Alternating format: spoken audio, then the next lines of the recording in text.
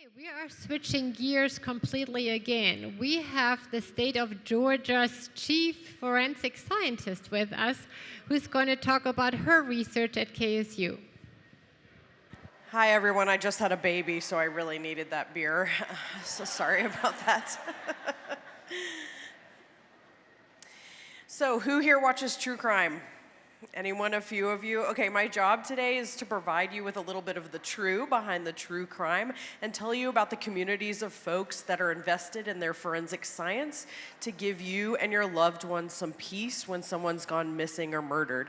As someone who's been scrutinized by these podcasts and these TV shows, I know intimately how research is important to this. My job is very public-facing. I'm a forensic anthropologist, which means my job is to provide you with your identification and figure out what happened to you should you end up in a clandestine grave or a suspicious ending, shall we say. My job is to identify bones, both human and animal. And with this comes this boom in true crime entertainment, comes this boom of students that are interested in getting into this field.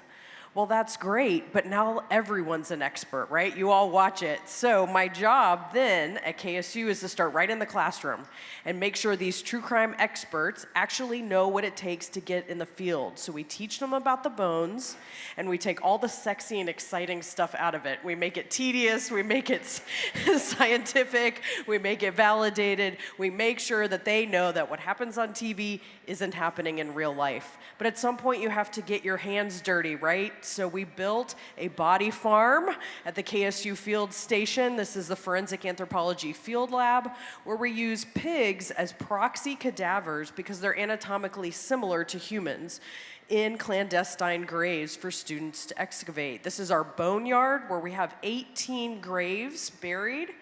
This teaches students to work in the soils and the climates that we have here in Georgia, because many of them are going to be employed in our state directly after they leave KSU. These pigs are brought to us by the USDA, already deceased, so don't worry about that.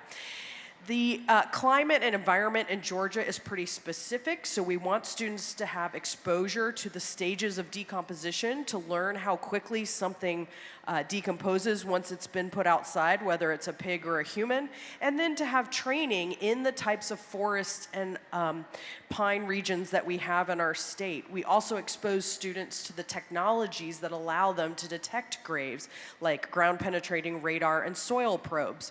Actually, my colleagues and I just applied yesterday for an NSF for a 3D ground-penetrating radar device that will run over the ground and show us what's buried underneath.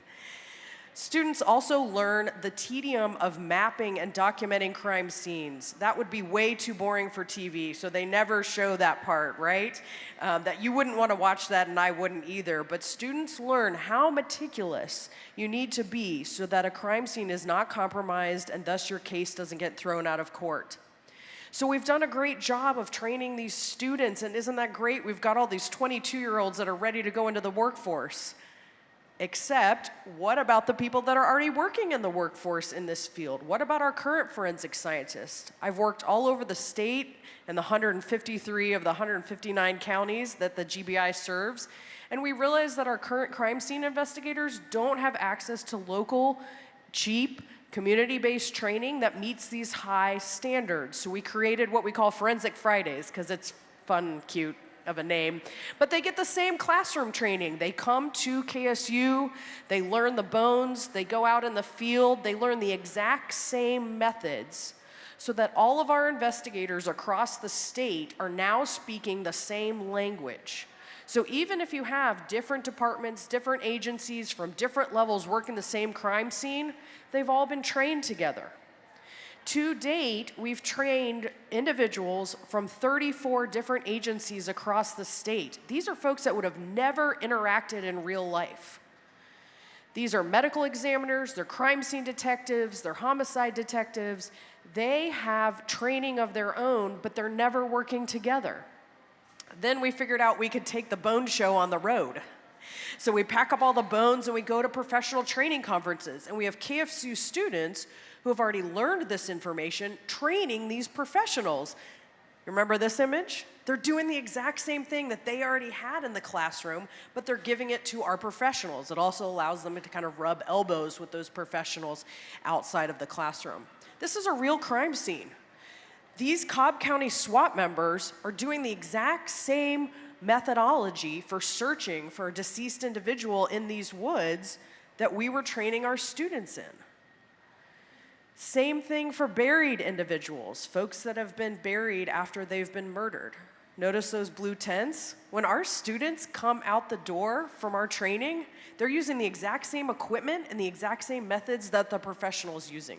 So we've built this infrastructure of communication and community between students and people already working in the field so that any one of them can go to a crime scene, say in a well, at the bottom of a creek, in a burned car, in a dumpster. It doesn't matter where, but you can use our methods and you're all speaking the same language across agency and across experience level.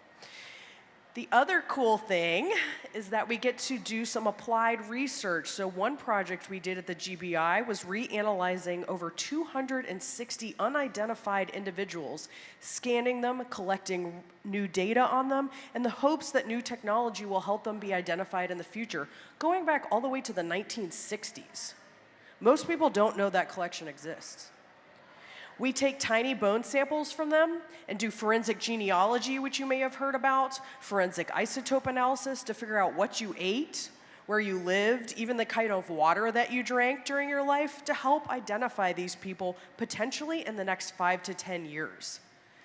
Now, if you watch something on TV, you watch it on Netflix, and you think about you may have heard of serial killers like BTK, who I'm now part of a large multi-state task force of 30 forensic investigators that are going to reopen some of those cases and identify new victims. When you watch your specials on TV, think about those of us that are doing kind of the dirty work behind the scenes.